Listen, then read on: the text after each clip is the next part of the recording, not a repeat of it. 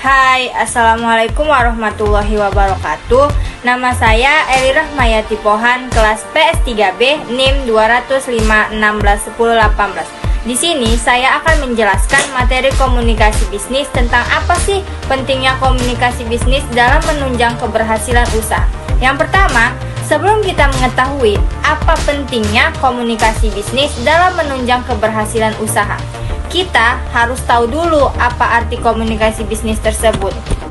Komunikasi adalah elemen yang penting untuk membentuk kehidupan bersosial yang lebih baik. Dalam sebuah bisnis, komunikasi menjadi salah satu faktor penting dalam keberhasilan pencapaian usaha. Dengan komunikasi yang baik, pebisnis bisa menjual produk yang dimiliki dengan lebih baik dan juga bisa menghindari terjadinya kesalahpahaman antar kedua belah pihak. Dalam kegiatan bisnis seperti pemasaran, pasti membutuhkan komunikasi yang baik, terutama kepada konsumen agar produk yang dimiliki bisa diterima sepenuhnya. Nah, setelah kita mengetahui apa arti komunikasi bisnis, lalu kita akan masuk ke dalam jenis-jenis komunikasi. Di sini, jenis-jenis komunikasi dibagi dua, yaitu komunikasi horizontal dan komunikasi vertikal.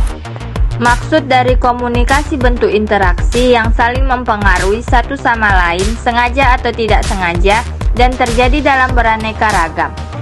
Maksud komunikasi horizontal adalah yang pertama, komunikasi secara berdatar yang dikenali sebagai komunikasi lateral.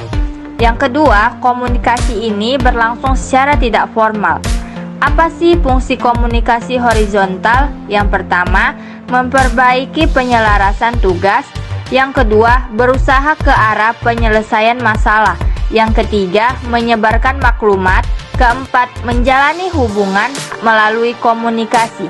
Kelebihan komunikasi horizontal yang pertama, adanya dialog antara komunikator dengan komunikan, sehingga menimbulkan kepuasan di antara kedua belah pihak. Kedua, informasi yang diterima menjadi lebih jelas, lebih akurat, dan lebih tepat karena diperoleh langsung penjelasannya. Ketiga, memunculkan rasa kekeluargaan dan kekerabatan. Dan terakhir, menghindari kesalahpahaman. Kelemahan komunikasi horizontal yang pertama, informasi yang disampaikan lebih lambat sehingga kurang efisien. Yang kedua, keputusan tidak dapat diambil dengan cepat. Ketiga, memberikan kesempatan kepada komunikan untuk bersikap menyerang sehingga suasana bisa menjadi kurang kondusif. Dan yang terakhir, memberi kemungkinan timbulnya masalah yang tidak ada relasinya dengan masalah yang sebenarnya. Yang kedua adalah komunikasi vertikal. Apa sih pengertian komunikasi vertikal? Komunikasi vertikal adalah dari atas ke bawah dan dari bawah ke atas.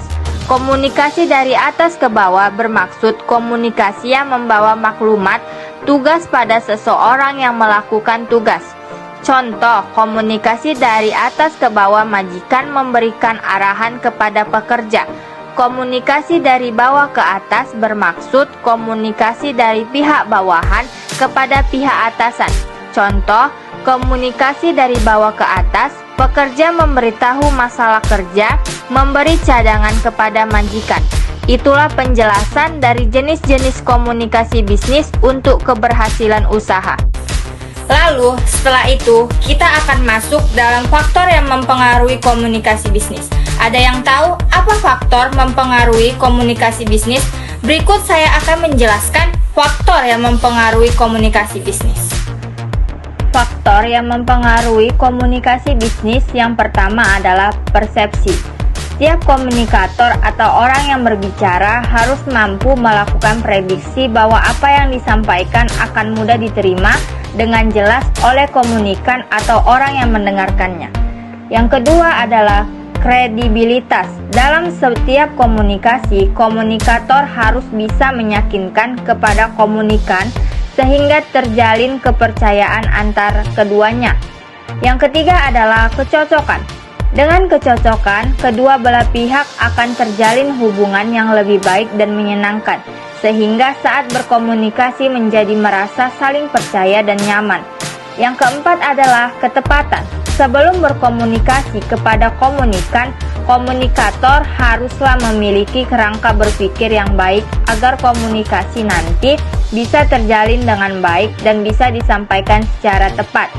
Yang terakhir adalah pengendalian. Pengendalian diri dalam komunikasi sangat penting karena komunikasi adalah proses memberikan umpan balik atau tanggapan terhadap lawan bicara terhadap suatu ide.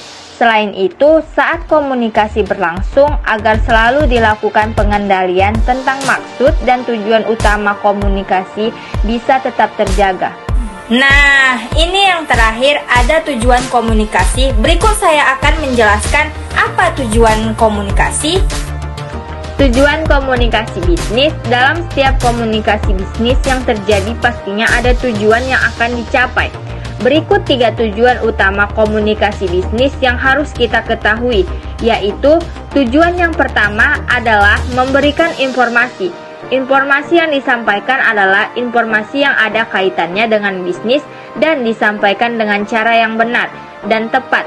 Contohnya, seorang direktur mencari kandidat untuk menjadi sekretaris baru dengan segala persyaratan yang harus dipenuhi dan dipasang di media cetak maupun online. Pemasangan iklan di media cetak dan online inilah yang dinamakan memberikan informasi dalam bisnis, yaitu informasi untuk mencari sekretaris baru. Tujuan komunikasi yang kedua adalah memberikan persuasi. Persuasi adalah komunikasi yang digunakan dengan tujuan untuk meyakinkan dan memengaruhi orang lain. Dalam komunikasi bisnis, persuasi banyak dilakukan, terutama pada hal yang ada hubungannya dengan negosiasi bisnis. Tujuan yang terakhir dalam komunikasi bisnis adalah melakukan kerjasama antar kedua belah pihak. Dengan melakukan kerjasama yang baik antar kedua belah pihak, maka untuk bisa mencapai keberhasilan dalam bisnis menjadi lebih mudah. Sekian penjelasan dari saya, semoga bermanfaat. Jika ada salah dan kekurangan saya mohon maaf. Kepada Allah saya mohon ampun. Assalamualaikum warahmatullahi wabarakatuh. Sampai jumpa.